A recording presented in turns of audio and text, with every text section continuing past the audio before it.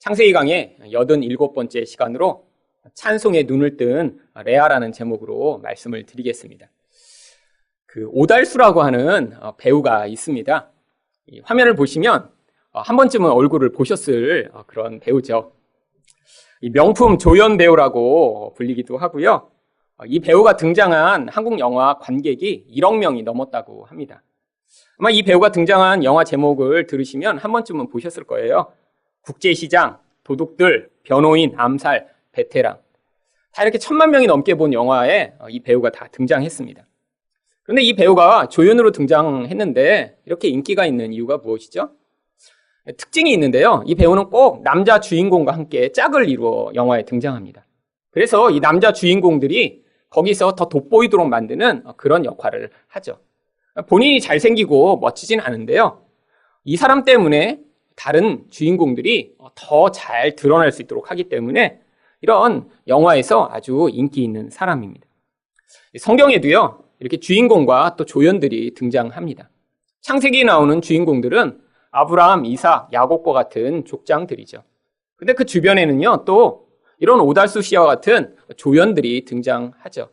바로 오늘 성경에도 레아와 라헬과 같은 이런 여인들이요, 바로 조연들입니다. 근데 성경에 이렇게 주인공들이 이야기를 하다가 갑자기 이 조연의 역할을 하는 사람들의 이야기를 이렇게 잠깐 할 때가 있습니다. 왜 그러냐면 바로 이 주인공들을 통해 보여주고자 하는 이 주제를요, 이 조연으로 등장하는 사람들의 인생에서도 똑같이 나타나고 있음을 보여줘서 하나님의 백성의 인생 가운데는 이렇게 하나님이 구원을 일관되게 이루어 나가심을 우리에게 보여주고자 하는 것입니다.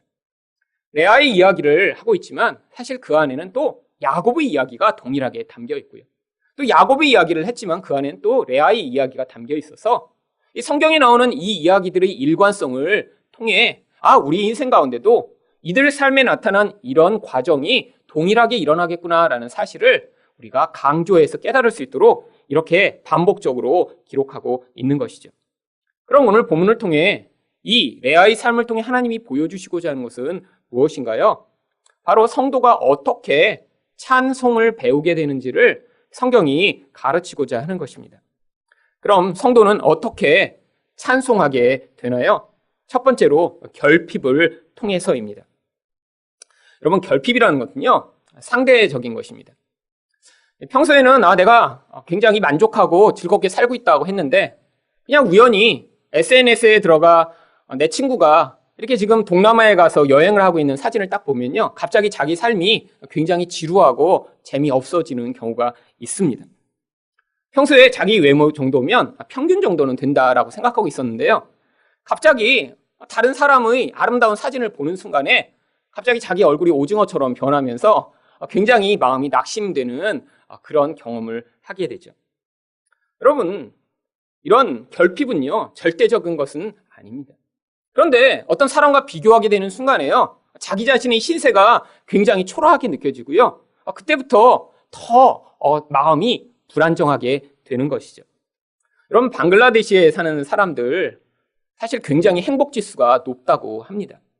근데 그 사람들이요, 우리들처럼 나도 더 큰 아파트에 살아야 되는데, 나도 이런 강남에 살아야 되는데, 내 자동차도 더 비싼 걸 타야 되는데, 나도 이렇게 성형해서 더 예뻐져야 되는데, 이런 걸로 고민하고 갈등할까요?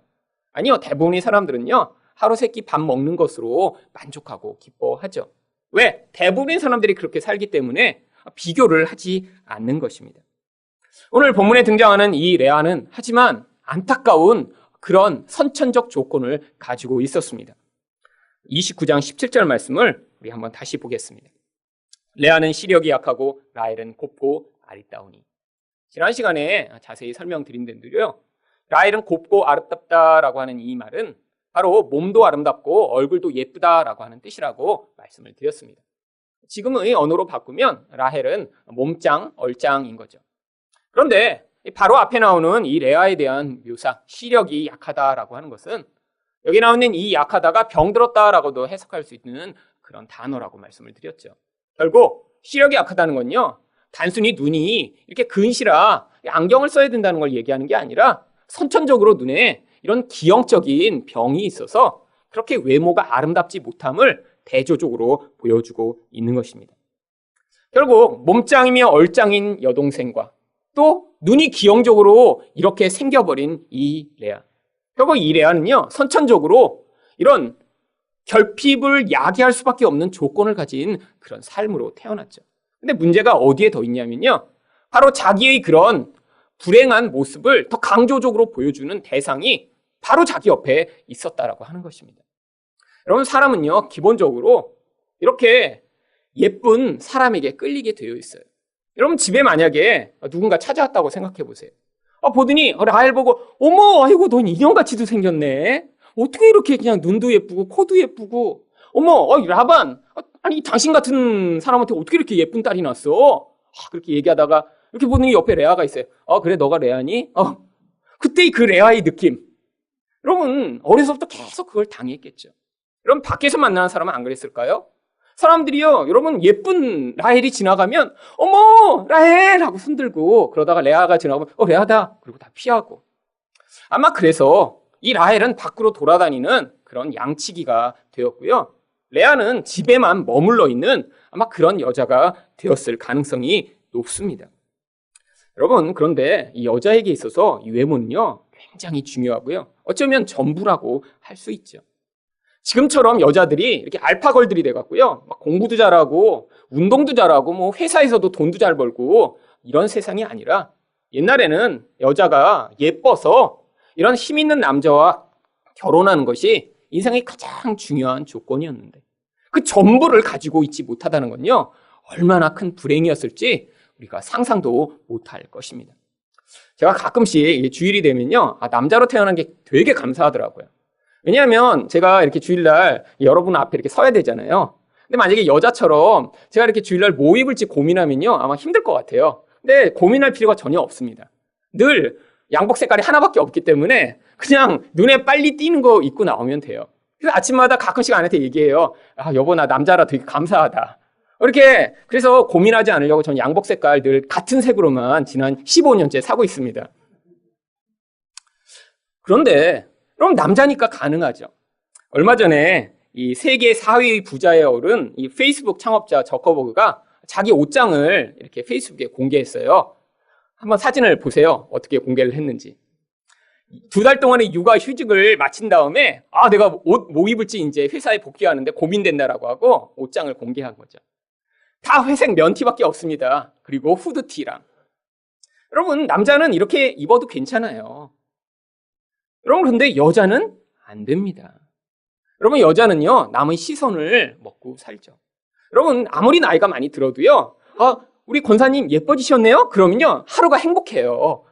그런데 여러분, 나이 드셨다고 이렇게 보면서, 어머, 권사님, 얼굴이 이렇게 좀 색이 그래요? 그러면요, 그분 하루 종일 마음이 안 좋습니다. 여러분, 여자한테는요, 이 시선이라는 것이 너무너무 중요한 거죠. 그래서 남의 시선을 더 잘 받기 위해 예쁜 옷을 입으려고 하고요. 그래서 미용실도 가는 거고요. 그래서 좋은 가방도 들고자 하는 것이죠. 여러분, 그래서요, 여자들은 그런다고 하더라고요. 제가 뭐 여자가 아니라 알 수는 없지만, 이제 특히 이렇게 처녀들은 누가 나를 쳐다보는지, 몇 명이 쳐다보는지도 이렇게 다 알 수 있대요. 뒤에서 나를 3명이 본다, 이렇게 느낌까지 다 있다고 그러더라고요. 여러분, 이렇게 여자한테 사람의 시선이 중요한 이유가 무엇이죠? 여자는 사랑받아야 행복감을 느끼기 때문입니다. 여러분, 남자는요, 성취하는 걸로 자기 행복감을 많이 찾아요. 내가 사업에도 승리하고 또 밖에서 남과 경쟁해서 이기고 이런 것에서 행복감을 얻는데, 여자는요, 누군가 나를 사랑해준다, 누군가 나에게 관심이 있어준다, 누군가 나를 예쁘다고 해준다라는 것에 굉장한 힘을 얻죠. 그런데 바로 이런 사랑받지 못하는 삶으로 살 수밖에 없었던 이 레아. 여러분, 어려서부터 얼마나 마음이 많이 상했을까요? 여러분, 자기가 잘못해서 그렇게 태어난 게 아닌데 그 결핍 가운데 고통하며 이렇게 성인이 되었겠죠. 그런데 이 레아에게 이 인생의 고통과 아픔을 역전할 수 있는 기회가 찾아온 것입니다. 갑자기요, 아버지가 오더니, 야, 이제 라헬이 결혼식 날 네가 들어가라 라고 아버지가 이야기한 것이죠. 여러분, 이 이야기를 들었을 때 라헬은 어떻게 반응했을까요? 그만 울고불고 난리가 났겠죠. 무슨 일이에요? 난 야곱이랑 결혼할 거예요. 지난 7년을 우리가 연애했는데 하면서 난리를 쳤겠죠. 근데 아버지가 아마 설득했을 거예요. 야, 걱정 마. 너도 결혼하게 해줄 테니까. 하지만 이 언니부터 결혼시켜야 돼. 그 아버지가 셌기 때문에 라헬이 알았어요. 그러고 이제 순종을 했겠지만. 여러분, 이 레아한테 그 이야기를 했을 때 레아가 안 돼요, 아빠. 싫어요. 이렇게 했을까요? 아마 속으로는 막 웃음이 가득했을 거예요. 아마 결혼할 수 없다고 생각하고 평생 살았는데. 여러분, 그리고 생각해 보세요. 멀리서 한 부잣집 아들이 왔어요. 그러더니 자기가 아니라 자기 여동생과 사랑에 빠져요. 7년을 며칠처럼 뜨겁게 사랑합니다. 여러분, 이 사랑에 빠진 사람들은요, 주변 사람들을 잘 인식을 못합니다. 그래서 주변 사람들이 아주 불편해요. 여러분, 지하철 타시면 경험하시죠? 뭐 거기서 이렇게 그냥 쪽쪽쪽쪽거리고 그러는데 주변 사람들 다 불편해서 서로 딴 데 보고 있는데 자기들은 몰라요. 여러분, 이게 바로 레아가 경험했던 과정이었습니다. 아마 라헬과 야곱은요, 이 레아는 신경도 안 썼을 거예요. 옆에서 손잡고 어머 자기 예뻐 맨날 이렇게 서로 얘기하고 아마 속에서 그냥 다 뒤집어졌겠죠. 이 레아의 마음에는요, 동생이니까 물론 사랑하는 마음이 있었겠죠. 하지만요, 그 야곱에 대한 그런 사랑이 마음에서 동생에 대한 경쟁심과 이 불편한 마음 때문에 점점 커졌을 것입니다. 얼마나 마음이 불편했을까요? 아마 마음에 그렇게 생각했을 거예요. 이 라헬만 없었더라면 여기 이렇게 와 있는 저 야곱이 나를 사랑했을 수도 있었을 텐데. 여러분, 그런데 기회가 찾아온 거예요. 여러분, 결혼 첫날 밤 야곱이 이 신부의 장막에 들어갔을 때 정말로 이 레아가 이 야곱과 결혼할 마음이 없었으면 아마 얘기했겠죠. 야곱, 사실은 내가 레아예요. 그런데 밤에 같이 잠자리를 할 때까지도, 아침까지도 아무 말 하지 않았어요. 사실은 라반이 이렇게 레아와 야곱을 결혼하게 만든 그런 장본인이지만 바로 레아도 이 일에 같이 참여한 바로 동역자였던 것이죠. 공범이었던 것입니다. 여러분, 이런 레아. 여러분, 우리 인생 가운데도 이런 일들이 많이 있습니다. 여러분, 사람이요, 모든 걸 다 가진 사람이 있나요? 여러분, 외모도 탁월하고 능력도 뛰어나고 사람 관계성도 좋고 집안 배경도 다 갖춰진, 그래서 나는 결핍이 하나도 없다, 이런 사람이 도대체 있나요? 없습니다. 아무리 잘 갖춰진 것 같아도요, 무엇인가 결핍되게 되어 있어요. 사람 따라요, 그 결핍이요, 아주 이상한 데서 나타나는 경우도 많이 있습니다. 여러분, 만약에 어떤 관계형인 그런 기질을 가지고 태어난 사람이요, 이 부모는 그런 관계적인 것은 별로 관심이 없고 어떤 성취나 일에만 이렇게 관심이 있는 부모 밑에서 이런 관계형 자녀가 자라면요, 내적으로 관계에 대한 이런 깊은 결핍이 생깁니다. 또한 소심한 사람이요, 이렇게 부모가 너무 외향적이고 이렇게 주도적인 부모 밑에서 자라면요, 이 안정에 대한 결핍이 안에 생겨요. 자기 주도성을 잃어버리고요, 계속해서 불안한 거예요. 누굴 의존하지 않으면. 또한 욕망이 많아서 눈에 보이는 좋은 것들을 잘 가지고 싶은데 가정 환경이 받쳐주지 않는 사람은요, 그런 물질에 대한 결핍과 그런 욕망이 안에 생기고요. 사람에게 인정을 많이 받고 싶었는데요, 능력이 부족해서 인정을 많이 받지 못하고 자란 사람은 이 인정에 대한 결핍을 가지게 되죠. 여러분, 기질과 상황에 따라요, 모든 인생은요, 다 이런 결핍을 경험하게 되어 있습니다. 여러분, 근데 놀라운 사실은요, 하나님이요, 이런 이 인간의 결핍을 통해 우리 인생에 개입해 오신다는 사실입니다. 31절 상반절 말씀을 보겠습니다. 여호와께서 레아가 사랑받지 못함을 보시고. 여러분, 레아와 라헬이 있었는데요, 그 중에 하나님이 바로 이 레아가 이렇게 사랑받지 못해 고통하고 있는 것을 보셨다라고 성경이 이야기하고 있습니다. 여러분, 하나님이요, 우리 삶을 알고 계세요. 우리가 뭐가 모자란지, 뭐 때문에 불편하고 있는지, 뭐 때문에 마음이 상한지, 뭐가 없어서 너무너무 고통하고 있는지 하나님이 다 알고 계시다는 거예요. 여러분, 이게 바로 하나님이 우리 인생의 결핍을 통해 개입하실 수 있는 바로 기회가 되는 것입니다. 여러분, 우리는 다 결핍이 싫어요. 뭐가 없으면 그게 채워졌으면 좋겠고 부족하면 많았으면 좋겠습니다. 그런데 하나님은요, 우리 인생에서 그것을 불행, 그것을 나쁜 것으로 여기시지 않고요. 오히려 그것을 통해 우리 인생을 개입할 수 있는 기회로 삼으신다는 것이죠. 그래서 하나님이요, 라헬이 아니라 레아의 삶에 개입하십니다. 31절 하반절 말씀이에요. 그의 태를 여셨으나 라헬은 자녀가 없었더라. 이미 어려서부터 풍요하게 모든 관심과 사랑을 받았던 라헬의 삶에 하나님은 지금 개입하시지 않고요. 바로 이렇게 결핍에 시달리고 사랑에 목말랐던 레아의 삶에만 하나님이 지금 개입해 오신 것입니다. 여러분, 우리 인생 가운데도 다 결핍이 있어요. 저도 많은 결핍을 경험했습니다. 그런데 제가 이렇게 경험했던 그 많은 결핍들이요, 돌아보니까요, 하나님이 제 인생에 개입해 오시고 내가 여기 있다, 내가 너를 사랑한다, 내가 너를 기억한다라고 말씀하시는 그런 기회가 되는 경우들이 아주 많이 있었습니다. 여러분, 그래서 우리 인생 가운데 있는 이 결핍이요, 나쁜 것이 아닙니다.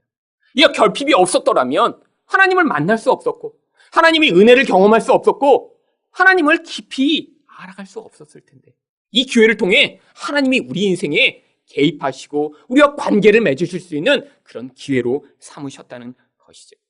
여러분, 이 한국교회가 이렇게 많이 부흥했던 그런 중요한 이유가 어디에 있었나요? 이 한국이라고 하는 나라적 상황 가운데 존재했던 많은 결핍 때문이었습니다. 바로 일제의 치하에 한국 사람들은 고통을 경험했죠. 6.25라고 하는 그런 고통스러운 전쟁을 경험했죠. 그래서 한국 사람들 가난했어요. 여러분, 1960년대만 하더라도요, 평균 수명이 60세 정도였습니다. 지금 여기 60 넘으신 분들 많이 계시잖아요. 근데 그럼 바로 몇십 년 전에 가난하고 너무 못 살고 힘드니까요, 60 정도만 되면 이제 죽어야 되는 그런 운명. 여러분, 힘들고 어려우니까 사람들이 교회 와서 은혜를 갈구했습니다. 교회 와서 철야를 했고요, 기도를 했고요, 열심히 오면서 은혜를 받으며 그 어려운 시기를 지나갔어요. 여러분, 한국이 근데 나라적으로 풍요해졌습니다. 그러니까 모든 결핍이 다 채워지며 우리가 행복하게 되었나요? 아닙니다. 여러분, 지금 20, 30대의 사망률 이 1위에 랭킹된 가장 중요한 사망 원인이 바로 자살입니다.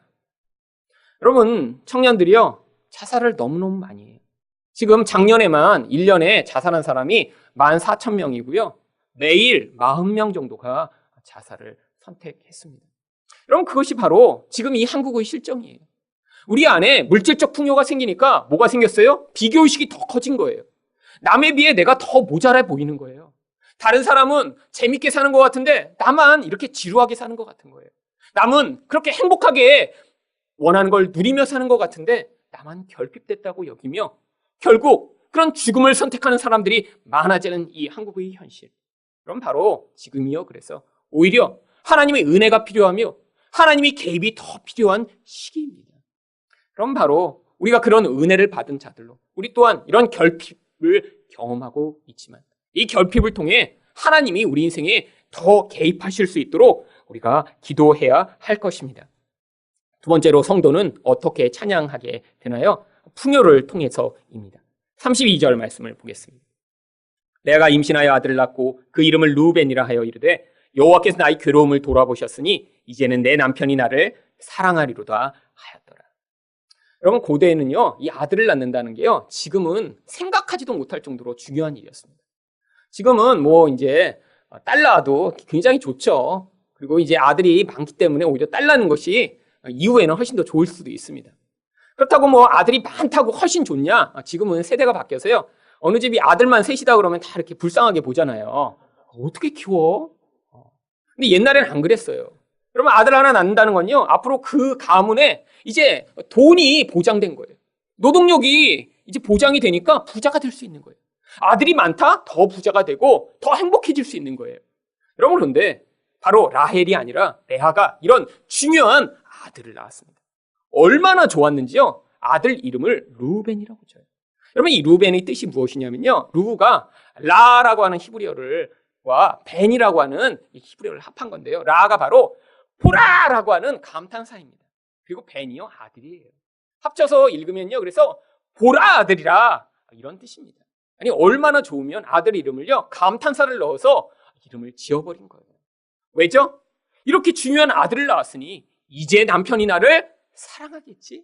얼마나 좋았으면 그렇게 이야기를 했을까요?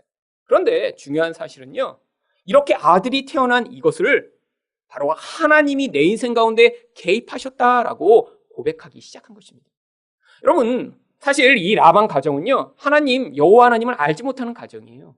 그런데 어떻게 레아가 이렇게 아들을 낳고 여호와 하나님이 내게 이 아들을 주셨구나라고 고백하게 된 것이죠? 이게 바로 내적 결핍으로 말미암아 갈망이 있는 사람에게서 나타나는 태도입니다. 아마 이 라반의 가정에서 어려서부터 이 레아가 그 갈망으로 말미암아 신을 찾았겠죠. 아마 이 고대 근동, 이 북쪽 지역에서 사람들이 섬기던 달신을 아마 이 라반 가정도 섬겼을 것 같아요. 그러니까 그 달신에게 밤마다 기도했겠죠. 달신이여, 달신이여, 제발 나의 이 불행을 온전하게 바꿔주세요. 나를 도와주세요. 나를 행복하게 만들어주세요. 여러분, 근데 아무리 기도해도요, 아무런 변화가 없었던 거예요. 그런데 야곱이라고 한 사람이 찾아옵니다. 하나님이 내 인생에 어떻게 축복하시는지를 얘기해요. 아니, 우리 아버지, 우리 할아버지 때 이 여호와라는 하나님이 어떤 일들을 행하셨는지 이야기를 해줘요. 레아가 그걸 듣더니요, 와, 저 하나님, 나도 저 하나님 믿어야겠다. 내 달신이 아니라 저 하나님은 나를 도와줄 것 같다라는 생각을 하게 된 것이죠. 그래서 이렇게 결핍이 있는 마음이었기 때문에 바로 이 레아가 여호와 하나님을 찾기 시작한 것입니다.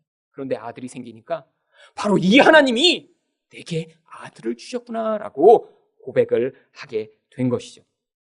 그런데 이렇게 아들이 생기고 나서 남편이 나를 사랑할 것이라고 생각을 했는데 야곱이 정말 아들 때문에 레아를 사랑했을까요? 아니죠. 왜 아니에요? 아들이 이렇게 중요하고 멋진 것이라면서요. 여러분, 야곱은요, 굉장히 감각적인 사람입니다. 눈앞에 보이는 당장의 자기 이익에 굉장히 목숨을 거는 사람이에요. 그래서 눈에 예쁜 이 라헬, 그 라헬로 만족을 삼고 있는 사람이기 때문에요, 이 아들로 말미암는 20년 후, 30년 후에 내게 주어질 그런 이익에 대해서는 별로 중요하게 여기지 않은 것이죠. 여러분, 그래서요, 이 야곱이 사랑을 받을 수 없었습니다. 그런데 무슨 일이 벌어지나요? 33절입니다. 그가 다시 임신하여 아들을 낳고. 하나님이 인생에 또 개입해 오신 거예요. 아니, 첫 번째 아들을 낳을 때 하나님이 개입하셔서 아들을 낳게 하셨는데요, 아니, 이렇게 사랑을 받지 못하니까 하나님이 또 아들을 낳게 또 개입해 오셨죠. 그래서 뭐라고 이야기합니까? 여호와께서 내가 사랑받지 못함을 들으셨으므로 내게 이 아들도 주셨도다 하고 그 이름을 시몬이라 하였으며. 여러분, 이렇게 둘째 아들을 낳고요, 하나님이 내가 사랑받지 못하니까 아들을 또 주셔서 이제 사랑받게 이렇게 도와주시는구나 라고 레아가 생각한 것이죠. 그래서 둘째 아들의 이름을요, 시몬이라고 짓습니다. 시몬은요, 하나님이 들으셨다 이런 뜻이에요. 얼마나 내가 고통하는지, 얼마나 내가 사랑받고 싶어 하는지 우리 하나님이 다 들으시고 이렇게 개입하셨구나. 그런데 성경이 바로 34절에서 뭐라고 이야기합니까? 그가 또 임신하여 아들을 낳고. 이 얘기는 무슨 얘기를 하는 거예요? 야곱이 사랑하지 않았다. 여러분, 이 야곱의 사랑을 갈망하고 열망하는 이 레아에게 야곱의 사랑은 주어지지 않고요, 아들만 계속해서 주어집니다. 왜 이렇게 주어지죠? 하나님이 지금 무엇인가 이 아들을 통해서 이 레아에게 말씀하고 계신 거예요. 여러분, 이렇게 아들을 낳고 나서 34절 하반절에 그 아들의 이름을 어떻게 지냐면, 내가 그에게 세 아들을 낳았으니 내 남편이 지금부터 나와 연합하리로다 하고 그 이름을 레위라 하였습니다. 셋째 아들 이름을요, 연합이라고 짓습니다. 여러분, 이 셋이라는 건요, 아주 중요한 거예요. 여러분, 이게 하나님의 숫자잖아요. 삼위일체 하나님. 뭐든지 이 세 개나 있다, 이거 엄청 많은 겁니다. 엄청 풍요로운 거죠. 이렇게 많은 아들이 내게 이제 생겼으니 이제 남편이 나랑 연합해서 나랑 사랑하고 나를 행복하게 해주겠지? 이게 바로 레아의 기대였던 것이죠. 그런데 성경이요, 35절에 뭐라고 시작합니까? 그가 또 임신하여 아들을 낳고 이르되. 여러분, 이런 기대가 있었는데요, 남편이 여전히 사랑하지 않았다는 거예요. 아니, 그런데 하나님이 어떻게 하고 계신 거예요?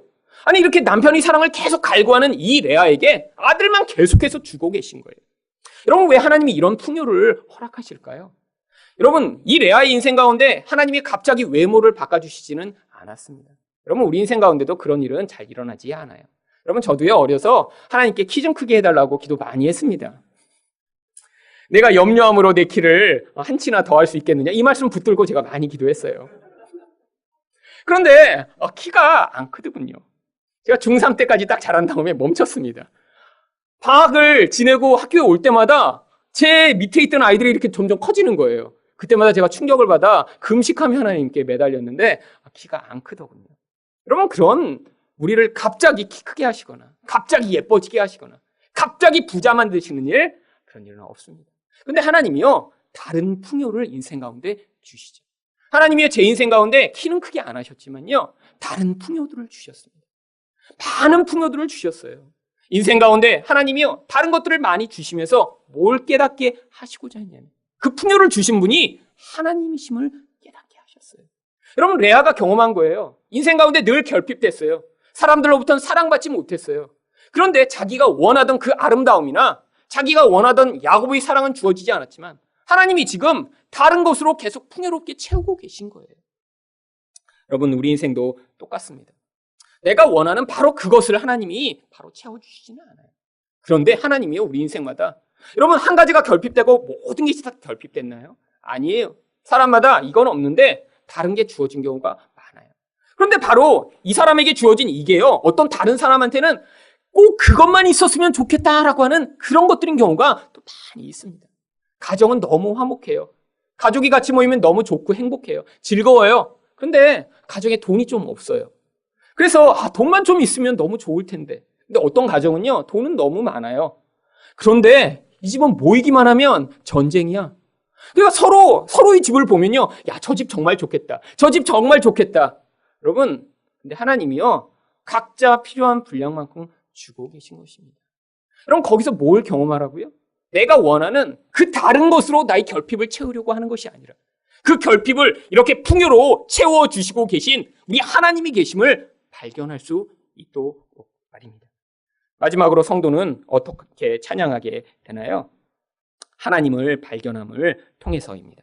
35절 상반절 말씀을 보겠습니다. 그가 또 임신하여 아들을 낳고 이르되 내가 이제는 여호와를 찬송하리로다. 여러분, 내 아들을 낳은 다음에야 이 레아의 고백이 달라집니다. 이제까지는 어떤 원함이 있었죠. 이렇게 아들이 있으니까 이 아들을 통해 내가 남편의 사랑을 받으면 좋겠다. 이 남편의 사랑에 대한 열망이 있었는데 이 네 번째 아들을 낳은 다음에야 바뀌어요. 하나님을 찬송합니다. 여러분, 찬송이 뭐죠? 찬송은요, 그 대상이 가장 중요하고 그 대상이 나의 필요를 채워주고 있으며 그 대상이 나의 의존의 대상이며 그 대상이 나의 사랑의 대상입니다 라고 고백하는 게 찬송인 거예요. 여러분, 이 레아가 뭘 발견한 거예요? 남편이 아니구나. 그 남편이 나를 이제 채울 수 없구나. 하지만 나와 같은 자를 채우시는 우리 하나님이 계시구나 라는 하나님을 발견하기 시작한 것입니다. 여러분, 레아가 바로 어떤 하나님을 발견했죠? 자기와 같이 한 번도 사랑받지 못하고 한 번도 관심을 받지 못한 이런 여인을 우리 하나님이 기억하시고 사랑하시기 시작했다는 사실을 발견한 거예요. 여러분, 이게 바로 우리 인생 가운데 나타나는 일입니다. 여러분, 사람의 사랑을 많이 구하셨죠? 왜 그렇게 결핍 때문에 힘드셨나요? 정말 하루 세 끼를 밥을 못 먹어서 힘든 사람은 지금 많이 없습니다. 대부분 그런 풍요를 가짐으로 남들 앞에서도 사랑도 받고 인정도 받고 능력 있다는 소리도 듣고 성공했다는 이야기 좀 듣고 자식 잘 키웠다는 그런 칭찬 좀 듣고 싶어서 그런 풍요를 기대하는 것이죠. 그래서 남이 자식이 좋은 학교 갔다 그러면 그게 그렇게 부럽고 또 어느 집이 이렇게 성공하고 부자 됐다고 하면 그게 그렇게 우리 안에서 부러웠던 것입니다. 그런데요, 하나님이요, 우리 인생에 다른 것으로 다가오십니다. 어떤 결핍을요, 다른 사람과 다른 방식으로 채워주시면서 내가 너를 기억한다. 내가 너를 사랑한다. 내가 너에게 관심이 있다라고 우리 인생에 찾아오고 계신 거예요. 여러분, 언제까지요? 바로 그 일을 하나님이 하고 계심을 발견할 때까지요. 여러분, 이 레아가 발견한 게 바로 그 하나님입니다. 사랑받지 못하던 자신과 같은 이 여인을 우리 하나님이 기억하고 우리 하나님이 관심을 기울이시고 사랑하시는구나라는 사실을 깨달으며 하나님을 찬양하기 시작한 것이죠. 레아 처음엔 신앙이 없던 사람이었습니다. 하나님마저도요, 자기의 어떤 목적을 위한 도구로 여겼던 거예요. 여러분, 그게 다 우리들입니다. 하나님 처음에 정말 하나님이 좋아서 하나님을 섬겼나요? 아니에요. 하나님 믿으면, 예수 믿으면 하나님이 복 주시고 건강하게 해주시고 내 문제도 해결해 주신다고 하나님이 주시는 그 선물에만 관심이 있어서 하나님을 찾았던 경우가 많았죠.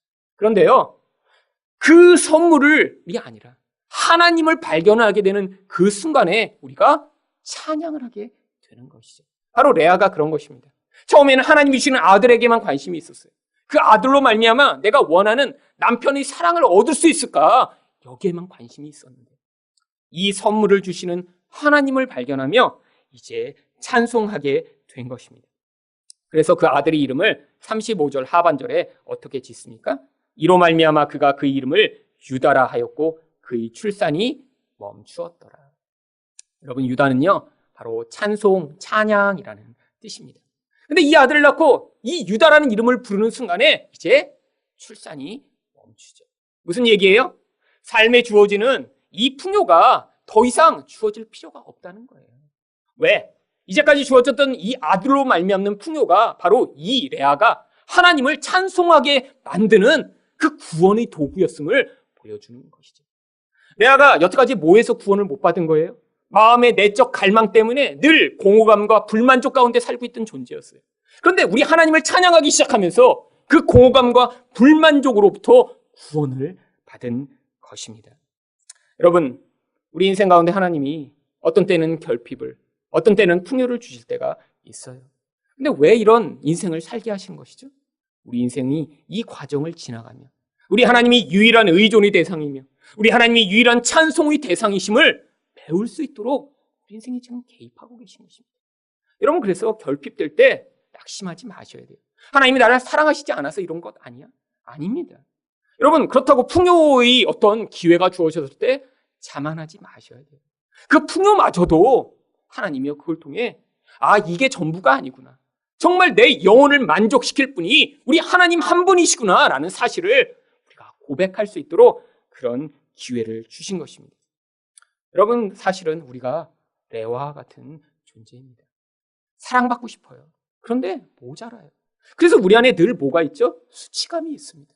내가 잘못하면 남이 나를 이렇게 평가하지 않을까? 내가 이렇게 모자란 모습을 보이면 다른 사람이 나를 질책하지 않을까?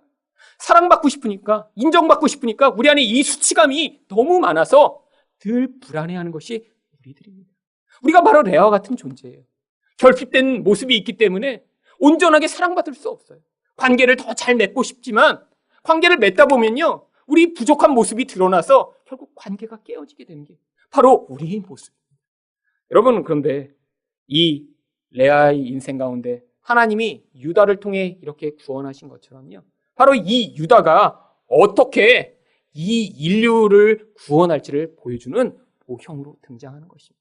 바로 레아가 이렇게 유다를 통해 이제 하나님을 찬송하며 내적인 공허감에서 자유를 얻었듯이 바로 그 유다의 자손으로 오신 예수 그리스도로 말미암아 우리들이 이 영원한 갈망과 목마름에서 자유케 되어 이제 우리가 하나님만을 찬양하는 자로 변화되어 나가는 그 모형이 이 레아의 삶 가운데 나타나고 있는 것이죠.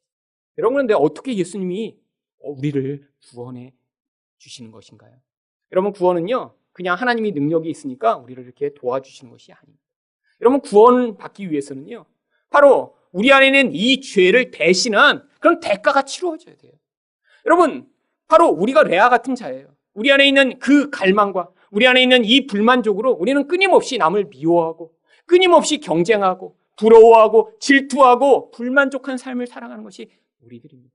그런데요, 바로 우리와 같은 이런 사랑받지 못하던 자를 대신해 우리 예수님이 레아처럼 변하신 거예요. 그래서 성경이 이사야 53장 3절이 무엇이라고 얘기합니까? 그는 멸시를 받아 사람에게 버림바 되었으며 간고를 많이 겪었으며 질고를 아는 자라. 마치 사람들이 그에게서 얼굴을 가리는 것 같이 멸시를 당하였고 우리도 그를 귀히 여기지 아니하였다. 여러분, 예수님이요, 이렇게 멸시받고 버림받으셨다는 거예요. 예수님이 우리와 같은 레아가 되셨다는 거예요. 사람들이 싫어하는 모습, 사람들이 미워하는 모습, 멸시받는 모습으로 우리 예수님이 되셔서 우리가 받아야 할 멸시와 천대를 예수님이 대신 받으시고 우리가 다시 하나님의 사랑, 사람들이 사랑을 받을 수 있는 자로 변화될 수 있도록 예수님이 은혜를 베푸셨다고 하는 것입니다. 여러분, 우리가 얻은 구원은요, 값싸게 얻어진 구원이 아니에요. 예수님이 우리 자신의 대신 서셔서 우리 그 자리에서 멸시와 천대를 받으시고 죽임을 당하심으로 우리에게 주어진 값비싼 구원입니다. 여러분, 이 땅 가운데 있는 결핍에 낙심하지 마시고 하나님이 여러분을 향해 보이신 그 놀라운 선물인 예수 그리스도로 말미암아 그런 영원한 공허감에서 자유케 되어 우리 하나님만을 찬송하는 여러분이 되시기를 예수 그리스도 이름으로 축원드립니다.